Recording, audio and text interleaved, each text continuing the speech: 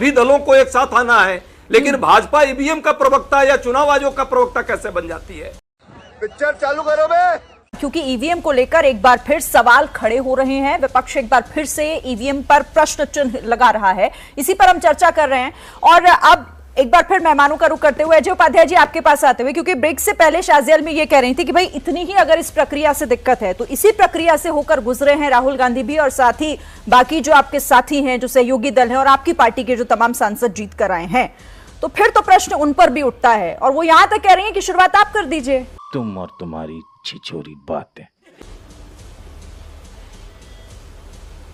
देखिए ये कुतर्क है। ये बात हमें ना घुस, अब बिल्कुल मूड नहीं है हमें अपनी बेइज्जती कराने को। वाकई जिसको तर्क नहीं आ रहा है वो कुतर्क दे रहा है। इसका मतलब अमेरिका में, जापान में, जर्मनी में, ब्रिटेन में, इटली में जहां जहां ईवीएम अपनाया और ईवीएम को छोड़ दिया, वो सभी लोगों को अब छोड़ देना चाहिए लोकतंत्र को।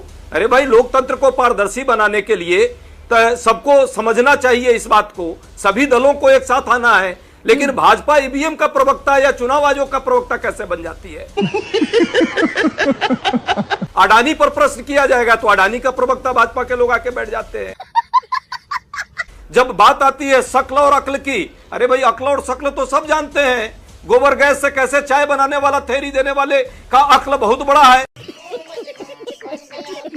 और बाकी लोग जो ईमानदारी से प्रश्न कर रहे हैं, विपक्ष की जवाबदेही है कि सरकार को जवाबदेह बनाए लोकतंत्र में, तो उस पर जो है कुतर्क देने की बात है।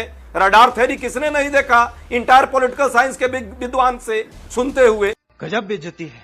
तो कौन कितना अक्ल वाला है इसकी जरूरत नहीं है, जो साजिया जी कह रही थी।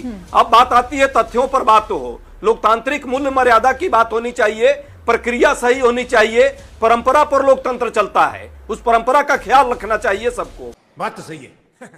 और यदि लोक लाज नहीं है तो लोकतंत्र को वो लोग क्या मानेंगे जिनमें लोक लाज ही नहीं है? 10 सेकंड दीजिए। दूसरी बात, हमारे ये जो शिवसेना के कटप्पा के जो प्रवक्ता महोदय हैं